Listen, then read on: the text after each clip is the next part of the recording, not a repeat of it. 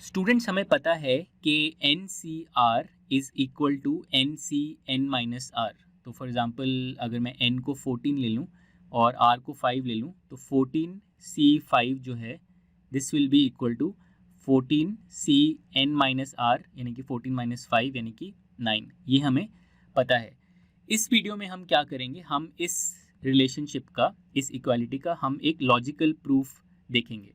तो इसका algebraic proof तो बहुत सिंपल है। हम एक बार फिर से रिकैप कर लेते हैं। तो हमें पता है कि जो एन सी के होता है, एन सी के की वैल्यू क्या होती है, तो ये होता है एन फैक्टोरियल और फिर इसको हम डिवाइड करते हैं by K factorial into N minus K factorial. ठीक है, तो अगर हम एन सी आर लें, एन सी आर क्या होगा, एन सी आर होगा N factorial divided by R factorial into N minus R factorial. ठीक है, और N C N minus R क्या होगा, N C N minus R कितना होगा, तो ये होगा एन फैक्टोरियल। ऊपर तो एन फैक्टोरियल ही आएगा लेकिन नीचे क्या आएगा, नीचे आएगा एन माइनस आर फैक्टोरियल। और जो सेकंड टर्म है हमारा, जो एन माइनस के फैक्टोरियल बनता है, उसमें हम के की जगह एन माइनस आर डाल देंगे। तो जो हमारा सेकंड टर्म बनेगा वो बनेगा एन माइनस के की जगह हम डाल देंगे एन माइनस आर, इस तरह से। ठीक है, और इसका हम फैक्टोरियल ले लेंगे। तो ये हमारा एक्सप्रेशन बनेगा N C N minus R का। और यहाँ पे हम देख सकते हैं एन और एन कट जाएगा और हमारा आर फैक्टोरियल बचेगा नीचे। तो ये जो है, ये एक्सप्रेशन जो है वापस इसके बराबर आ जाएगा। यहाँ से हम बोल सकते हैं कि एन सी आर जो है वो N C N minus R के बराबर है। तो एल्जेब्रिकली इसको प्रूव करना तो बहुत ईजी हो गया। लेकिन अब मैं बात करना चाहता हूँ कि हम इस सेम इक्वालिटी को, इन दोनों टर्म्स की इक्वालिटी को हम लॉजिकली कैसे प्रूव कर सकते हैं। और ये लॉजिकल प्रूविंग जो है, ये परमुटेशंस कॉम्बिनेशंस का एक बहुत ही इंटरेस्टिंग एरिया है, बहुत ही इंटरेस्टिंग टॉपिक है। बट ये एक ऐसा एरिया भी है जिसको बहुत बच्चे अच्छे से नहीं समझते हैं, नहीं इसको कवर करते हैं।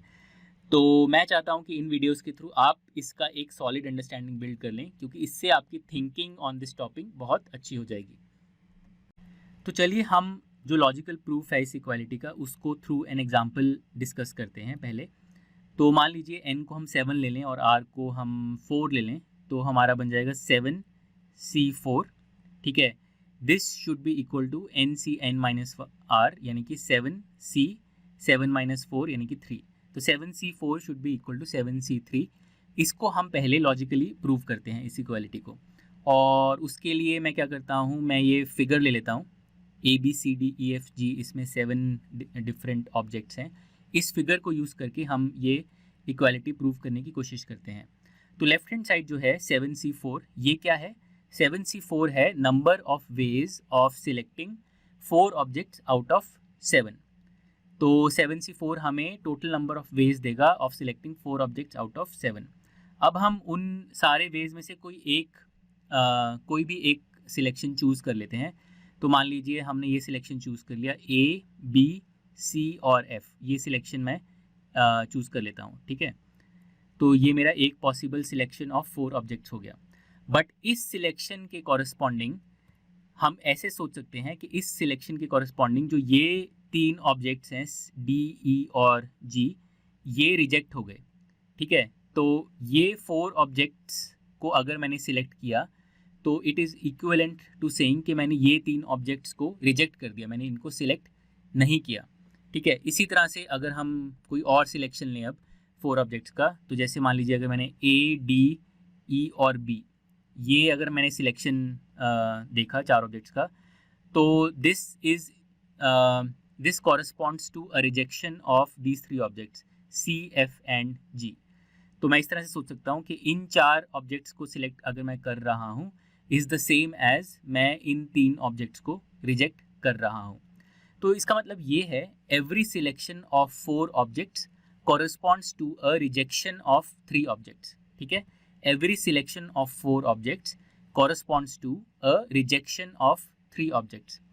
तो चाहे मैं 4 वेज ऑफ सिलेक्टिंग काउंट करूं या मैं 3 वेज ऑफ रिजेक्टिंग काउंट करूं, मेरे पास नंबर सेम आना चाहिए।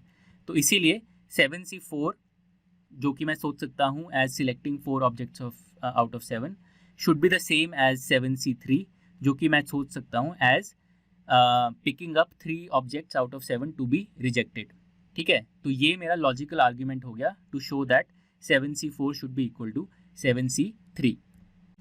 तो चाहे मैं काउंट करूं number of ways of selecting 4 objects out of 7 जो कि 7C4 है, या फिर मैं काउंट करूं number of ways of picking 3 objects out of 7 to be rejected जो कि 7C3 है, ये दोनों नंबर्स सेम आने चाहिए और इसीलिए ये दोनों नंबर्स इक्वल हैं। तो ये हो गया हमारा logical proof of the fact that 7C4 is equal to 7C3। और अब बस हम इसको फटाफट जनरलाइज कर सकते हैं। तो जनरल केस में हमें प्रूव करना है कि NCR, number of ways of selecting R objects out of N, should be equal to NCN minus R, which is number of ways of selecting N minus R objects out of N। तो ये मैं rectangle draw कर देता हूँ to represent the set of all the objects. ठीक है, तो जितने भी मेरे ऑब्जेक्ट्स हैं, N ऑब्जेक्ट्स हैं, उसको मैं इस तरह से डॉट्स के थ्रू रिप्रेजेंट कर देता हूँ। ठीक है, कि मेरे पास कई सारे ऑब्जेक्ट्स हैं, N ऑब्जेक्ट्स हैं मेरे पास। अब मुझे इसमें से R ऑब्जेक्ट्स सिलेक्ट करने के टोटल नंबर ऑफ वेज अगर मैं निकालूं, तो लेट्स से जो मेरा R ऑब्जेक्ट का सेट बन रहा है वो ये वाला सेट है। ठीक है, तो ये selection of R objects corresponds to a rejection of the remaining N minus R objects. तो जो ये remaining N minus R objects हैं, इनको मैं रिजेक्ट कर दूं तो भी मेरा same selection of R objects आ जाएगा। ठीक है, तो मैं ये बोल सकता हूँ every selection of R objects corresponds to a rejection of N minus R objects, and इसीलिए NCR जो है, number of ways of selecting R objects out of N, should be equal to the number of ways of rejecting N minus R objects out of N, जो कि ये number है NCN minus R। इसीलिए ये दोनों number जो हैं वो इक्वल हैं। तो ये हो गया हमारा logical proof of this equality, और ये सबसे basic, one of the most basic combinatorial equality है। तो इसका लॉजिकल प्रूफ तो बहुत ही ईजी हो गया, बट हम सब्सिक्वेंट वीडियोज़ में देखेंगे कि इस तरह के आर्ग्यूमेंट्स को यूज़ करके हम बहुत ही डिफ़िकल्ट इक्वालिटीज़ को भी हम प्रूव कर सकते हैं।